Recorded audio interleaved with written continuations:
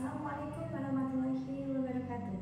Saya Dian Kumaya Dewi, CTP Angkatan 10 dari SD 1 Mejarjo, Kecamatan Gebus, Kabupaten Grobogan. Saya akan memaparkan diseminasi budaya positif di SD Negeri 1 Mejarjo, Kecamatan Gebus, Kabupaten Grobogan. Selamat menyaksikan. Assalamualaikum warahmatullahi wabarakatuh. Acara diseminasi budaya positif di SD Negeri 1 Mejarjo, Kecamatan Gabus oleh Dian Kumaya Dewi, Sarjana Pendidikan CGP Angkatan 10, Dinas Pendidikan Kabupaten Grobogan. Susunan acara pembukaan 2. Sambutan Kepala SD Negeri 1 Mejarjo. 3. Pemaparan kegiatan IHT Modul 1.4 Budaya Positif. 4. Umpan balik. 6. Penutup. Marilah kita buka acara pada hari ini dengan bacaan basmalah bersama-sama. Bismillahirrahmanirrahim. Acara yang kedua yaitu sambutan Kepala SD Negeri 1 Mejarjo. Kepada beliau Ibu Suyatni kami persilakan.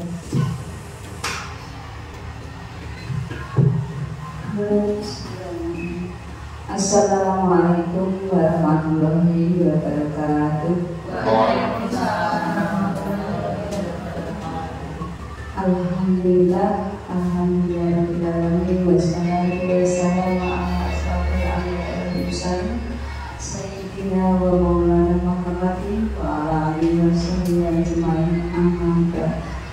Yang saya hormati Bapak Ibu Guru SD 1 Mejarjo yang berbahagia, hadirin kita pertama-tama kita panjatkan puji syukur kehadirat Allah SWT karena di siang hari ini kita masih mendapatkan limpahan rahmat, hidayah serta inayahnya sehingga dapat melaksanakan kegiatan pemaparan aksi nyata diseminasi budaya positif dalam keadaan sehat berada tak kurang satu apapun. Yang kedua, salawat serta salam tercurah kepada junjungan kita Nabi besar Nabi Muhammad SAW yang kita nantikan syafaatnya nanti di yaumul akhir. Dan semoga kita semua diakui sebagai umatnya dan mendapatkan syafaatnya beliau, amin Allahumma amin. Bapak Ibu yang saya hormati, izinkan di siang hari ini saya ucapkan terima kasih kepada Bapak Ibu guru semuanya yang sudah hadir di sini dalam rangka menghadiri pemaparan aksi nyata diseminasi budaya positif di SD 1 Mejarjo, Kecamatan Gabus yang akan dilaksanakan oleh beliau calon guru penggerak angkatan 10 yaitu Bu Dian Kumaya Dewi SPD. Mudah-mudahan pada hari ini nanti akan berjalan dengan lancar dan dari awal sampai akhir tidak ada suatu halangan apapun. Dan semoga dengan adanya kegiatan ini bisa menambah pengetahuan kita, wawasan kita sebagai pendidik dan bermanfaat bagi kemajuan sekolah kita. Mungkin itu yang bisa saya sampaikan, semoga nanti berjalan lancar. Bapak Ibu juga bisa mengikuti dan bisa mengambil hikmahnya dari semua kegiatan ini. Terima kasih. Wassalamualaikum warahmatullahi wabarakatuh.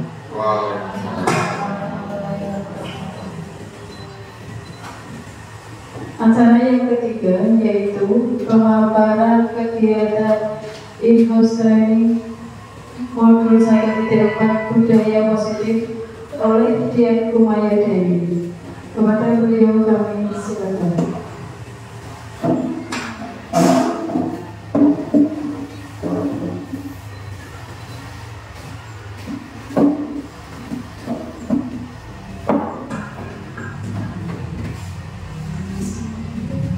Assalamualaikum warahmatullahi wabarakatuh.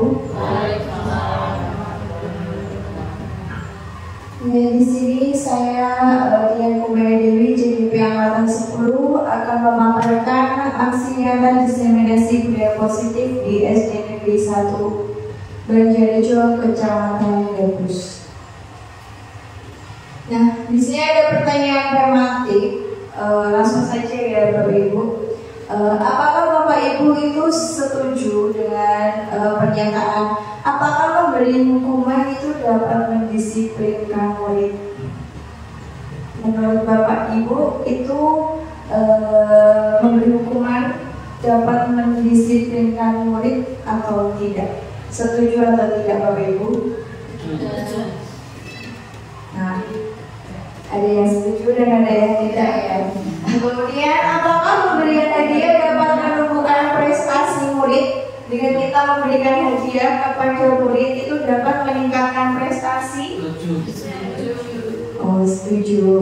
Kemudian guru harus selalu memberikan solusi untuk setiap murid yang bermasalah. Jadi ketika ada murid yang bermasalah itu guru mau memberikan solusi. Kira-kira setuju atau tidak? Setuju. Kemudian guru berperan sebagai teman bagi murid. Setuju. Nah, untuk lebih jelasnya saya akan memaparkan materi paradigma pembelajaran dan disiplin positif. Nah, apa budaya positif? Yang kita tahu budaya positif itu merupakan perwujudan dari nilai-nilai atau keyakinan universal yang diterapkan di sekolah. Di mana budaya positif di sekolah itu tidak dapat diciptakan secara instan.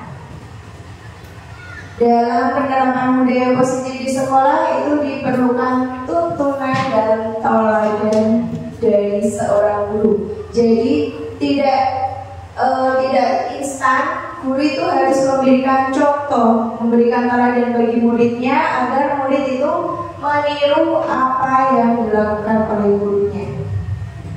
Kemudian konsep-konsep inti untuk menciptakan budaya positif diantaranya itu ada disiplin positif, kemudian motivasi perilaku manusia, yang ketiga ada keyakinan kelas atau sekolah, keempat kebutuhan dasar manusia, dan kelima ada posisi kontrol guru, dan yang terakhir ada segitiga restitusi. Nanti kita akan bahas satu persatu.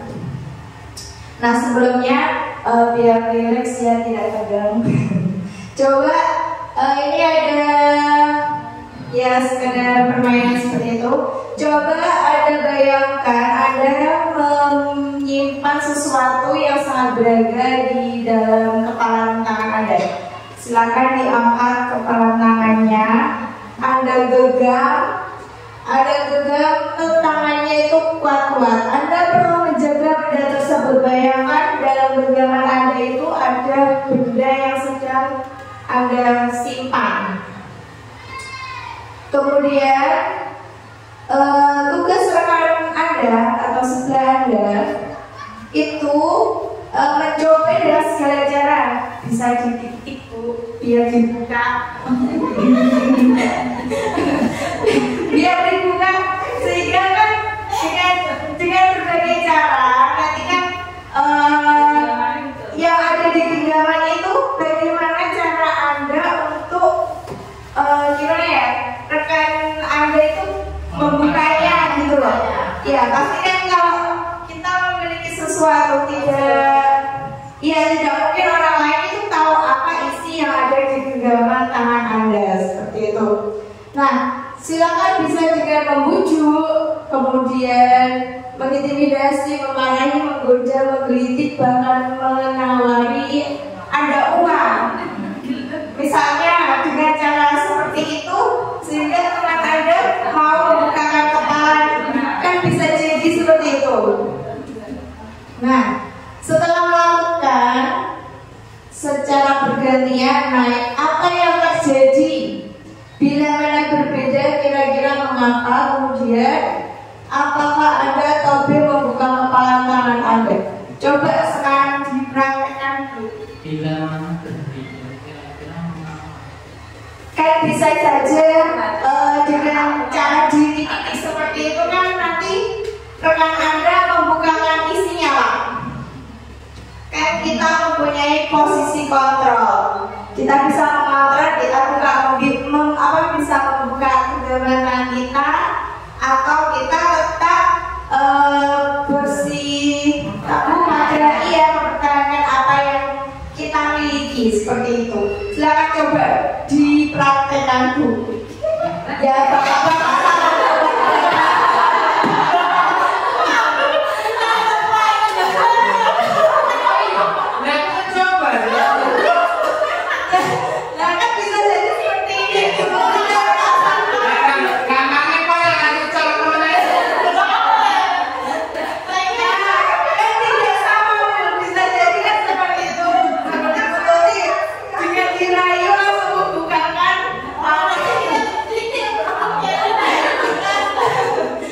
Betul sekali.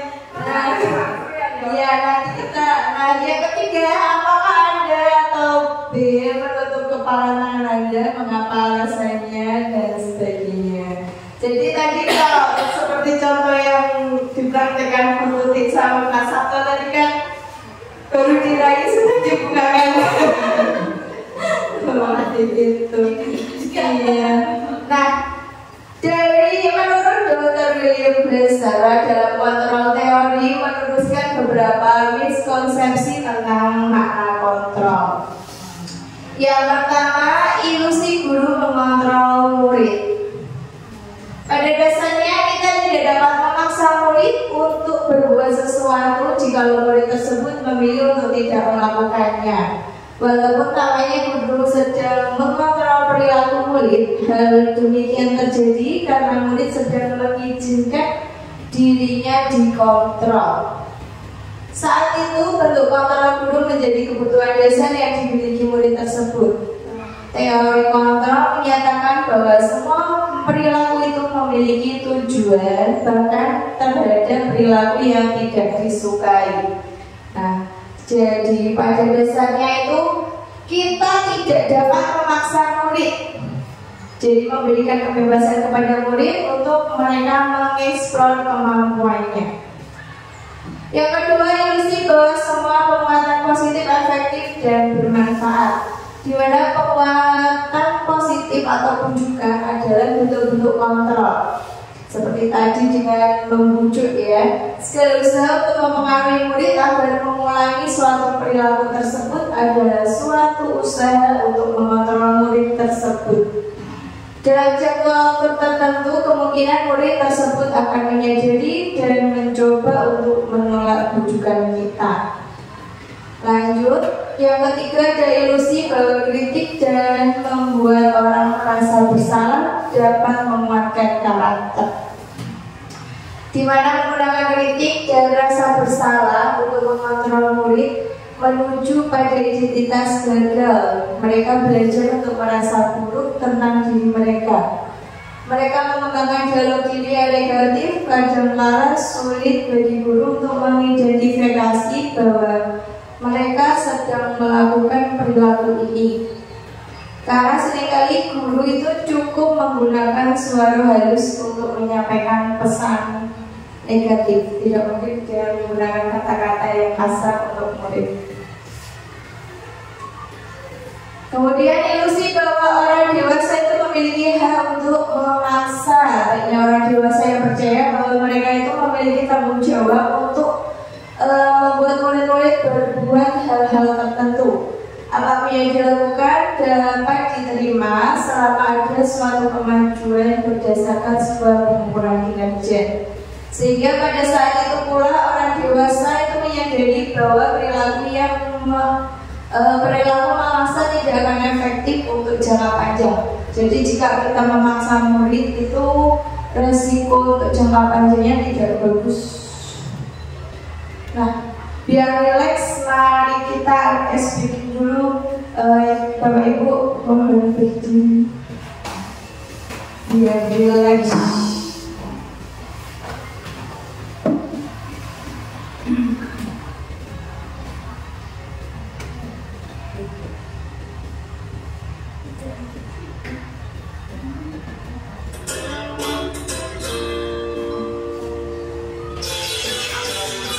Yuk Bu, biar luas.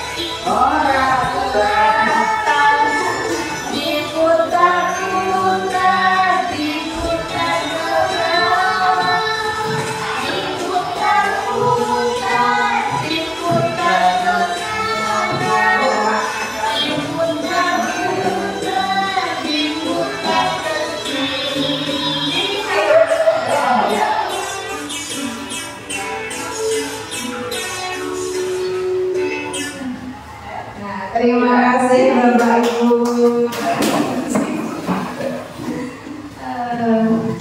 Biar tidak terfokus dengan materi.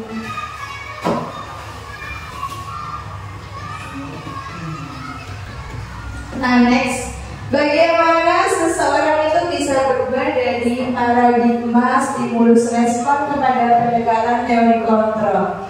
Di sini ada tabel stimulus respon dan teori kontrol. Untuk realitasnya itu atau kebutuhan kita sama, sedangkan di teori kontrol itu realitasnya atau kebutuhannya berbeda.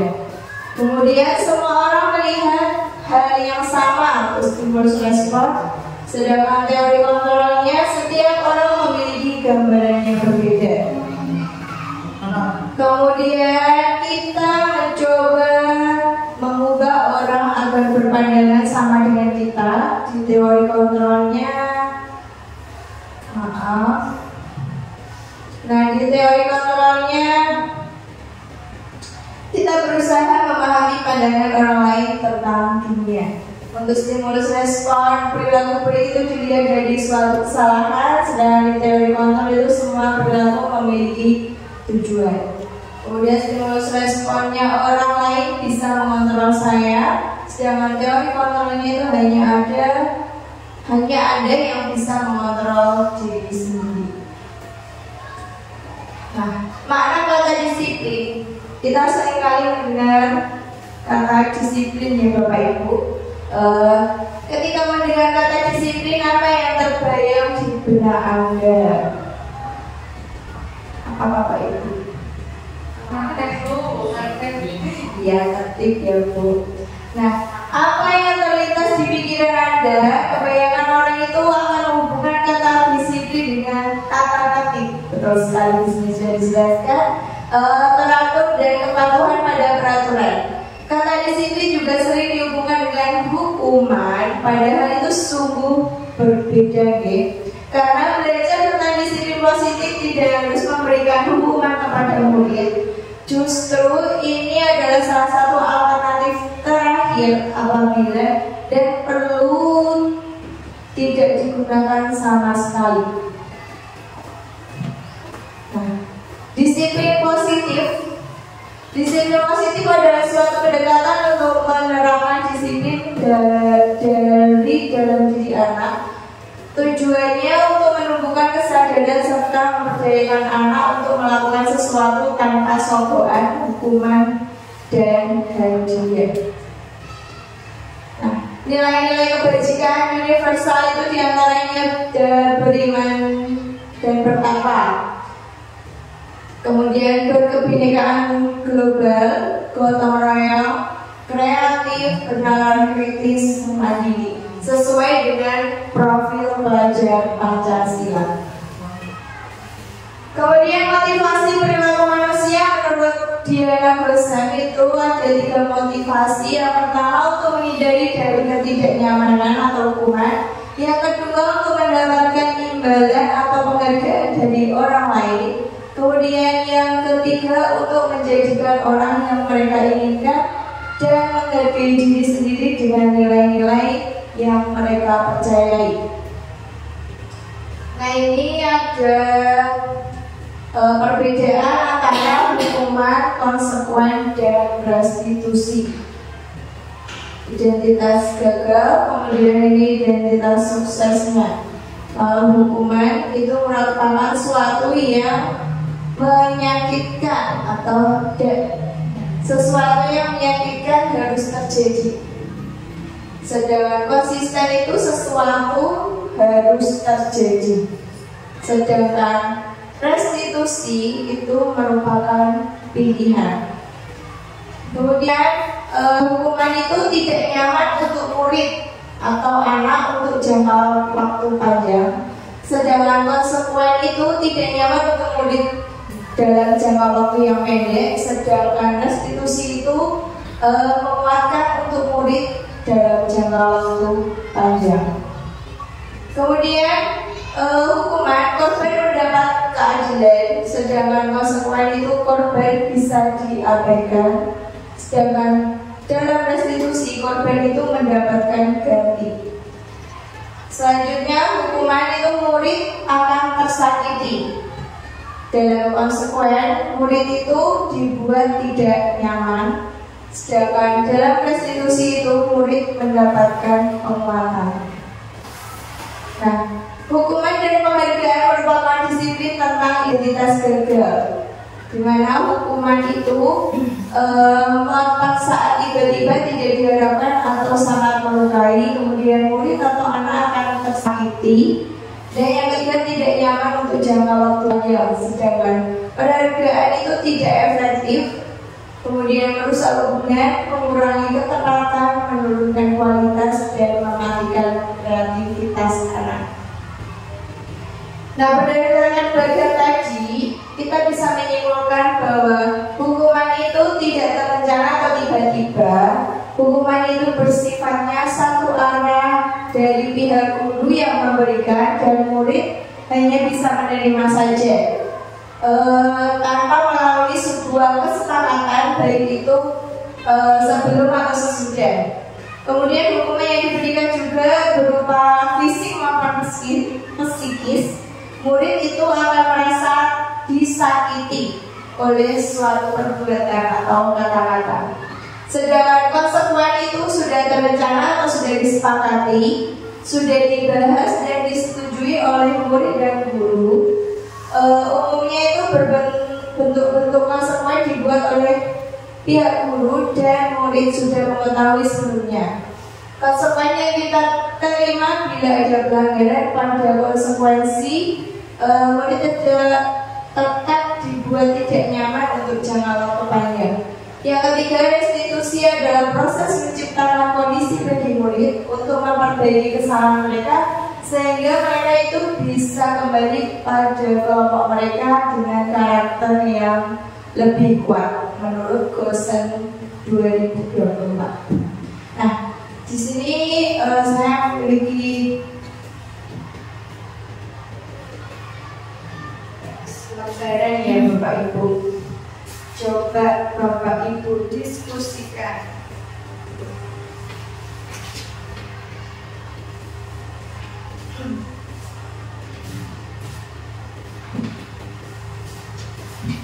Nah,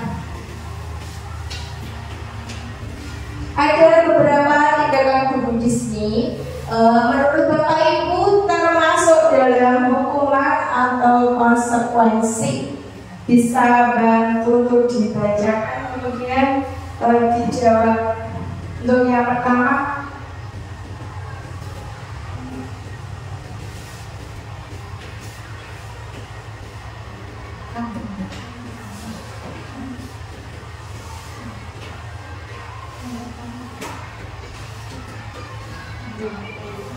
mencatat 100 kali di dalam buku kalimat. Saya tidak akan terlambat lagi karena terlambat ke sekolah. Termasuk hukuman. nah, mencatat 100 kali di dalam bentuk kalimat saya tidak akan terlambat lagi karena terlambat ke sekolah. Bagaimana Bapak Ibu, termasuk hukuman atau konsekuen? Hukuman. Iya, hukuman. Ada yang bisa bantu lagi Bu?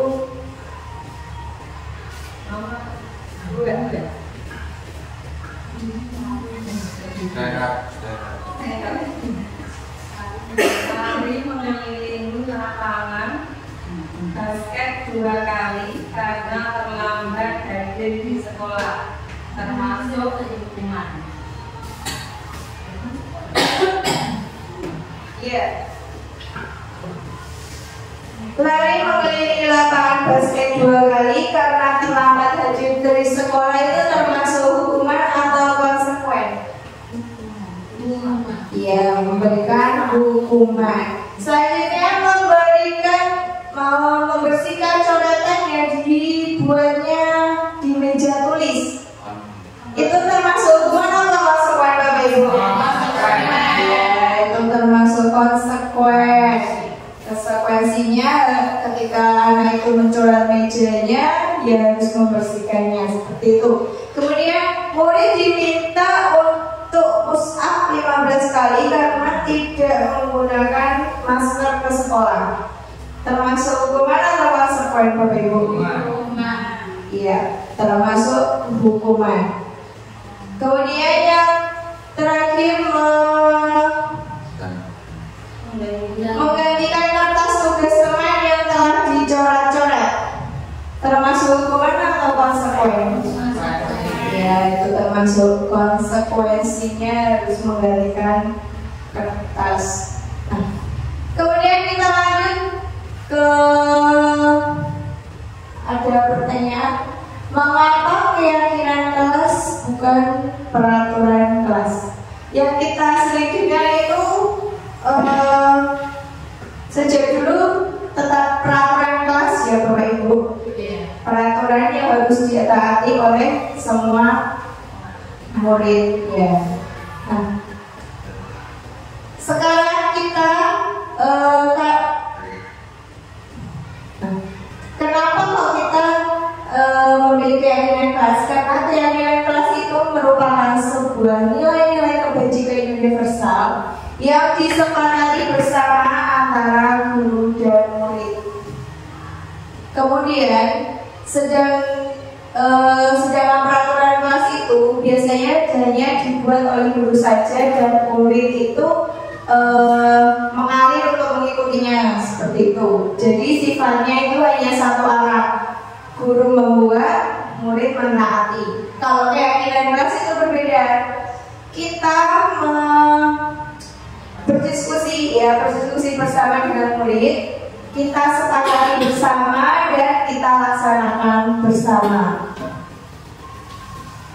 Nah, jadi keyakinan kelas adalah sebuah nilai-nilai kebajikan universal yang telah disepakati secara tersirat dan tersurat, lepas dari adanya latar belakang suku, negara, bahasa maupun juga agama. Keyakinan kelas dibuat secara bersama-sama dengan seluruh siswa yang mempunyai nilai-nilai kebajikan yang dapat dipercaya. Jadi pembuatannya itu lebih abstrak daripada peraturan yang lebih rinci, di mana keyakinan kelas itu berupa pernyataan-pernyataan universal, pernyataan yang diyakini kelas senantiasa dibuat dalam bentuk positif. Keyakinan nilainya tidak terlalu banyak sehingga mudah diingat dan mudah dipahami semua murid. Kemudian keyakinan kelas sebaiknya sesuatu yang dapat diterapkan di lingkungan tersebut. Selanjutnya semua warga kelas hendaknya ikut berkontribusi dalam pembuatan keyakinan kelas lewat kegiatan curah pendapat. Yang selanjutnya bersedia meninjau kembali keyakinan kelas dari waktu ke waktu. Jadi keyakinan kelas itu bisa dirubah atau disepakati, maksudnya bisa ditinjau ulang itu loh Bu. Jadi tidak selama 1 tahun harus menggunakan keyakinan kelas seperti ini, itu tidak. Tapi bisa berkelanjutan, ditinjau kembali sekiranya keyakinan ini kurang maksimal, itu bisa diubah kembali. Jadi tidak berlaku selamanya seperti itu, bisa diubah sewaktu-waktu menyesuaikan kondisinya. Nah, ini kemarin saya sudah melaksanakan kegiatan membuat keyakinan kelas di kelas 2 karena muridnya Pak minta.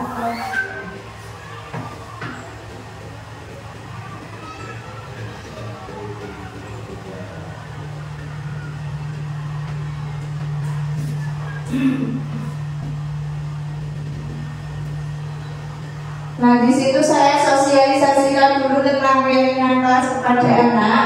Kemudian anak-anak menuliskan sebuah keyakinan yang mereka miliki dalam itu stick note, kemudian ditempelkan di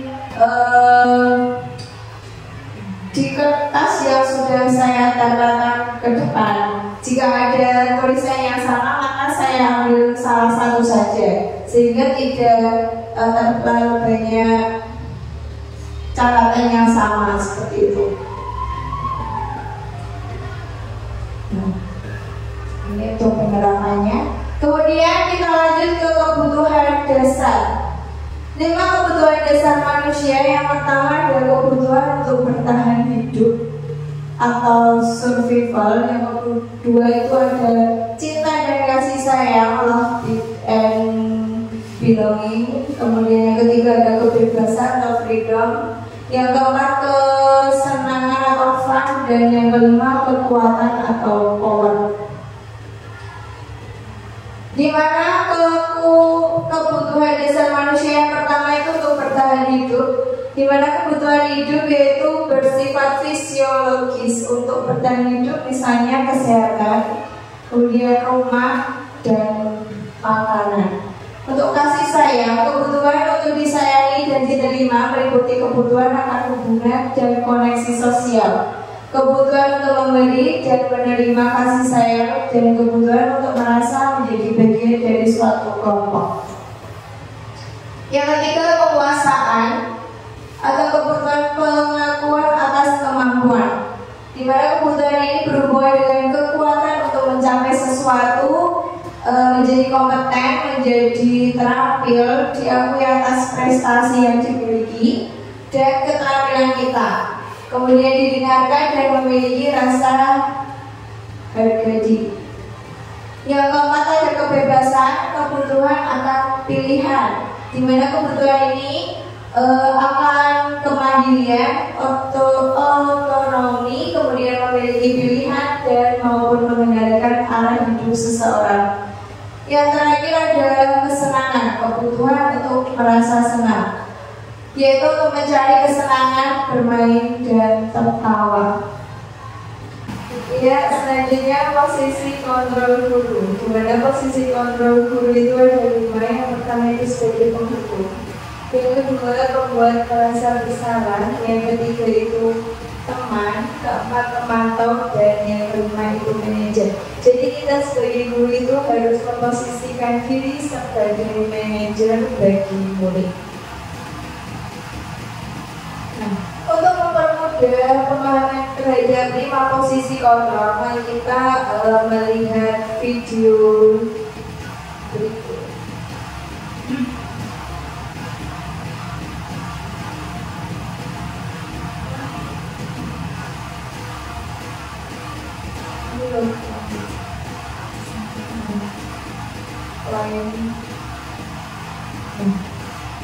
Silakan diamati Bapak Ibu.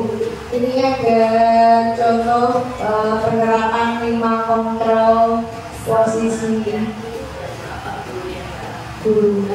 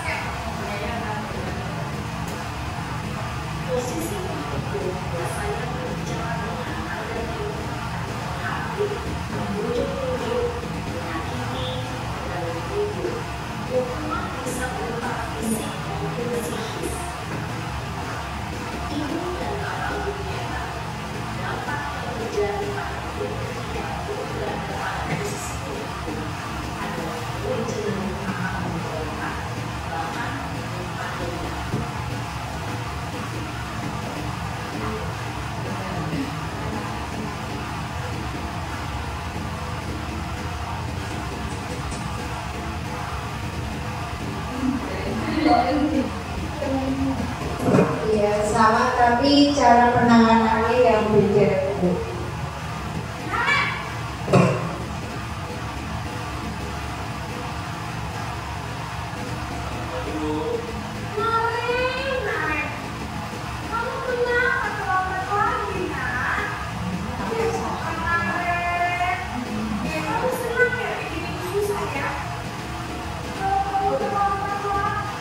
Nanti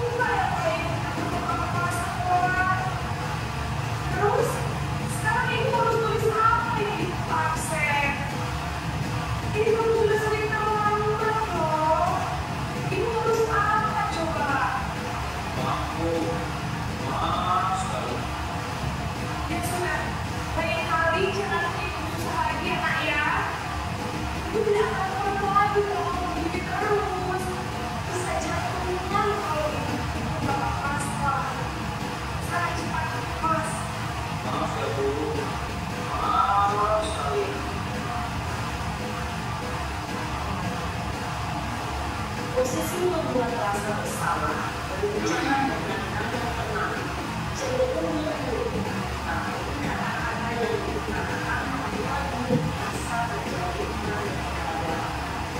Menganggap buruk dirinya sendiri, merasa tidak berharga, dan tidak sanggup membahagiakan orang lain. Ketika murid mengambil posisi untuk merasa bersalah, murid akan membuat dirinya yang bersalah dan dia akan menyimpan emosi atau bersembunyi dalam dirinya.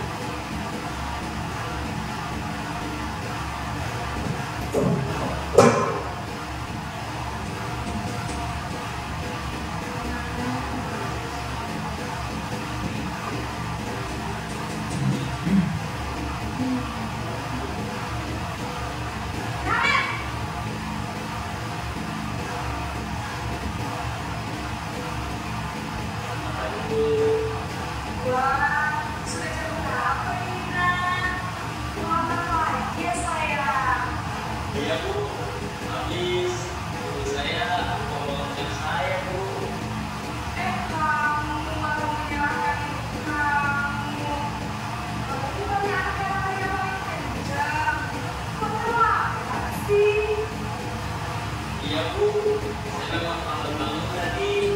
Jadi biar bisa kencang, tetap banyak kerja Bu.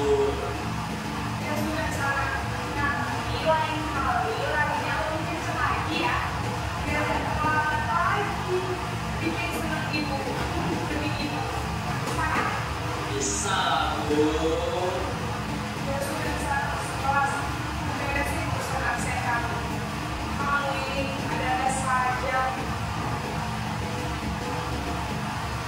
Dalam kondisi normal, guru berbicara dengan nada suara ramah, akrab, cenderung bersandar ngobrol untuk menjaga suasana tetap santai.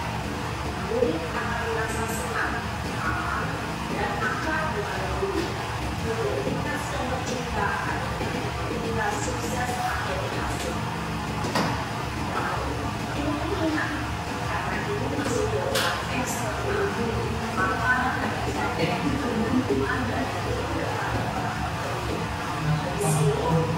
saya sehingga ada masukan yang bisa dibilang namun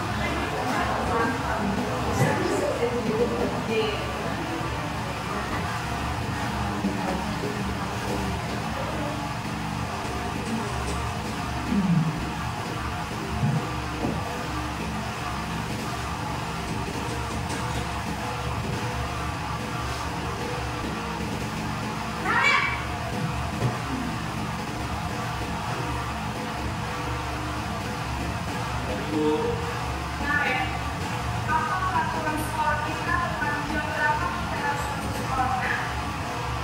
kita harus di sekolah dulu. Iya betul, sekarang sudah jam 7. Kalian sudah tahu konsekuensinya jika terlambat aja. Aku, saya harus tinggal kelas, harus tidak istirahat selama 20 menit. Iya benar, konsekuensinya demikian. Jadi nanti jam 9.20 pasti istirahat, aku harus tinggal kelas, jangan tugas tambahan untuk ketinggalan ya. Baik Bu. posisi pemantau mengandalkan perhitungan atau data untuk mengontrol guru.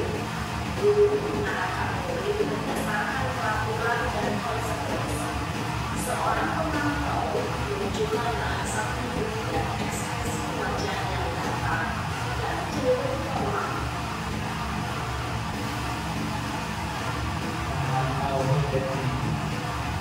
Mantap.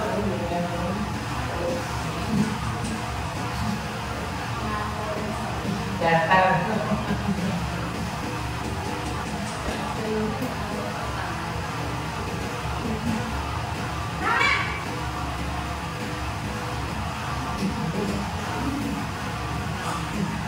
Bu, Selamat pagi Aren. aku tidak terlambat. Ya, sekolah masuknya jam 10, sekarang sudah jam 7. Jadi sekarang bagaimana ya? Maaf Bu, saya lupa tes malam. Baiklah,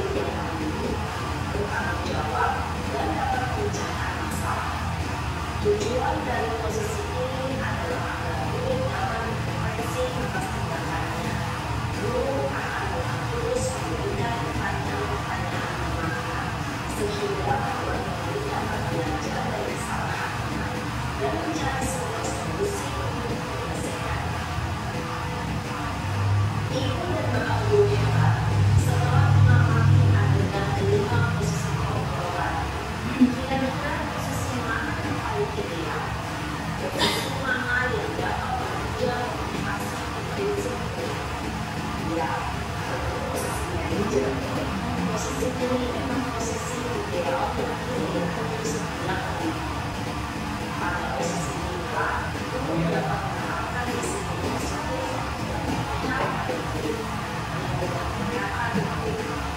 perjalanan seorang pemimpin sampai pada posisi seorang manajer.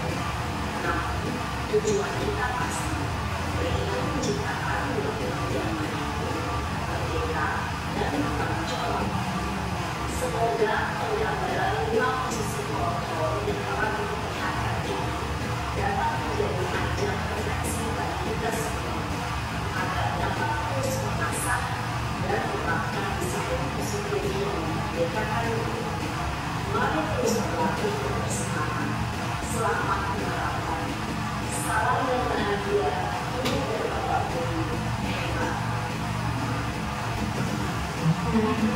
Jadi kesimpulannya, kita sebagai guru harus bisa memposisikan sebagai apa Bapak Ibu?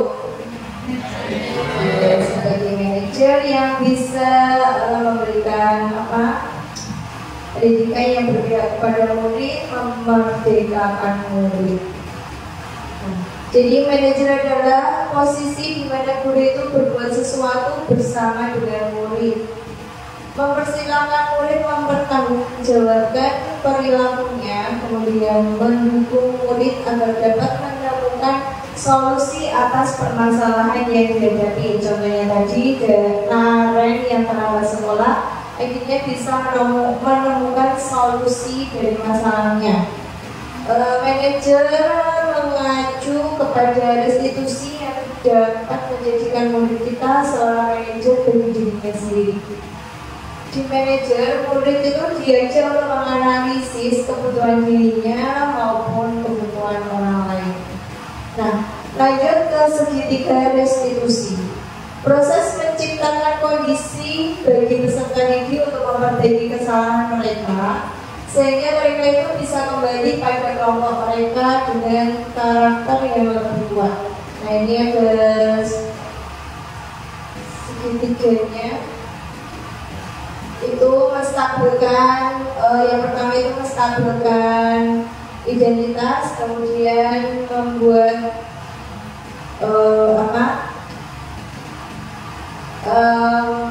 validasi tindakan yang salah, dan yang ketiga itu menemukan keyakinannya. Yang pertama menstabilkan identitas, di mana tujuannya menstabilkan identitas ini yaitu pertama berdasarkan prinsip membuat kesalahan adalah bagian dari proses belajar. Yang kedua, menggeser identitas gagal ke identitas sukses. Kemudian langkah yang kedua itu setelah menstabilkan identitas yaitu memvalidasi tindakan yang salah. Jadi tindakan apa yang salah itu divalidasi. Harapannya atau tujuannya yaitu agar yang pertama berdasarkan prinsip setiap perilaku berupaya memenuhi suatu kebutuhan tertentu. Yang kedua, guru akan bergeser dari pemikiran stimulus respon menjadi proaktif. Dan yang ketiga itu mengenali dan mengetahui kebutuhan murid akan memperbaiki hubungan dengan murid. Dan langkah yang ketiga itu menanyakan keyakinan. Tujuannya murid akan diberi pertanyaan-pertanyaan bermakna untuk memunculkan motivasi secara intrinsik. Yang kedua, mampu mengaitkan keyakinannya dengan tindakan yang salah. Dengan menanyakan keyakinan ini bisa jadi dengan keyakinan kelas yang sudah dibuat di kelas, kan nanti bisa diberikan pertanyaan ke anaknya apakah sudah memenuhi atau sudah melaksanakan keyakinan kelasnya atau belum. Dan ini ada contoh kasus. Yang pertama,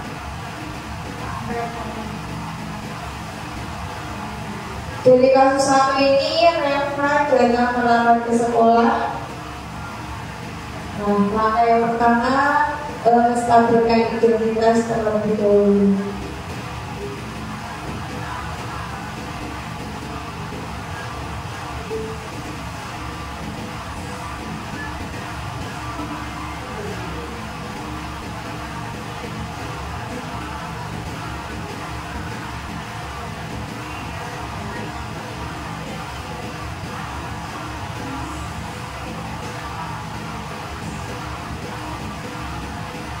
Kemudian saya melakukan memvalidasi tindakan yang salah dan menanyakan keyakinan kelas apakah yang dilakukan itu sudah sesuai dengan keyakinan kelas yang sudah disepakati atau belum.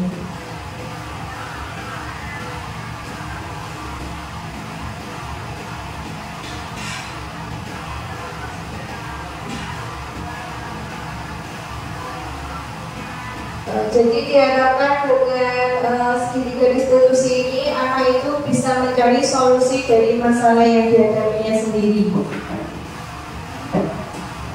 Dan kedepannya kesalahan itu tidak akan diulangi lagi sesuai dengan keyakinan yang telah disepakati bersama dan dilakukan bersama. Dan ini ada contoh kasus 2 yaitu Aska.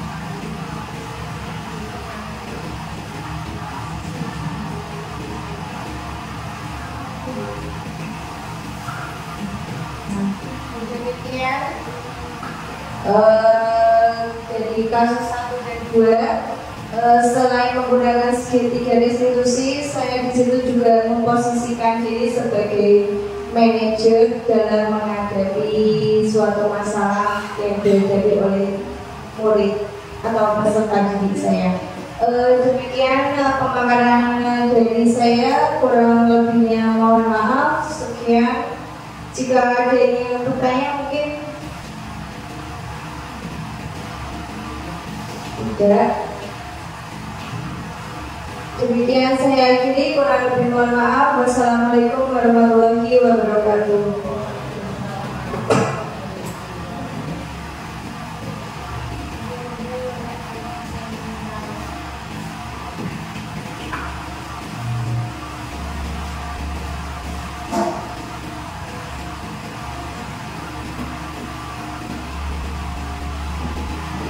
Acara selanjutnya yaitu umpan balik kepada Bapak Ibu Guru. Mohon.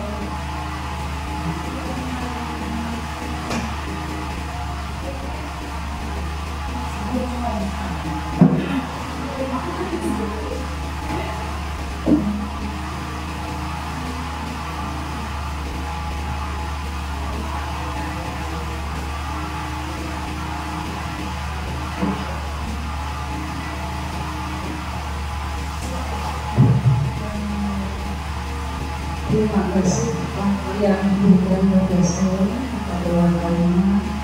Saya akan memberikan uang balik kepada guru yang materi berkenanya dengan diseminasi budaya positif. Mengingat memang budaya positif itu perlu kita lakukan. Kenapa? Kurikulumnya kita sudah memakai kurikulum Merdeka Belajar. Jadi setidaknya dengan adanya kegiatan hari ini bisa memberikan apa itu tambahan ilmu pengetahuan pada ibu bapak yang ada di SD Darjo 1 sehingga bisa menyesuaikan diri. Kalau dulu memang waktu saya sekolah dulu ya adanya sebagai penghubung, tapi karena situasi, karena zaman kita harus menyesuaikan dengan keadaan yang sekarang. Jadi kita harus berusaha sebagai menjadi manajer. Kemudian sebagai manajer itu harus bagaimana tadi sudah ditayangkan di video sedikit banyak kita sudah bisa mengambil dan bisa menerapkan di dalam kehidupan kita ataupun di dalam melaksanakan kegiatan belajar mengajar di sekolah kita. Untuk semuanya tetap semangat dan jangan lupa selalu memberikan masukan-masukan pada sekolah kita agar sekolah kita akan lebih maju lagi sesuai dengan mengikuti perkembangan zaman. Demikian balik dari saya, semoga bermanfaat bagi kita semua.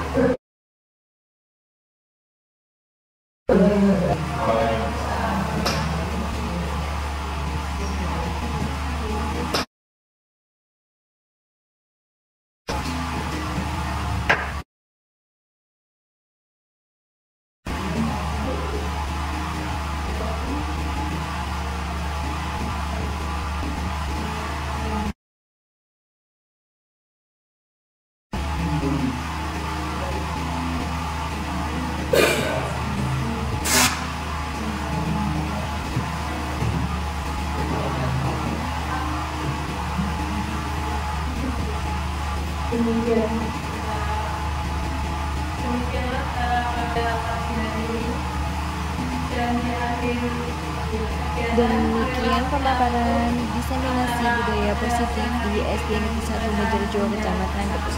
Semoga bermanfaat. Terima kasih. Wassalamualaikum warahmatullahi wabarakatuh.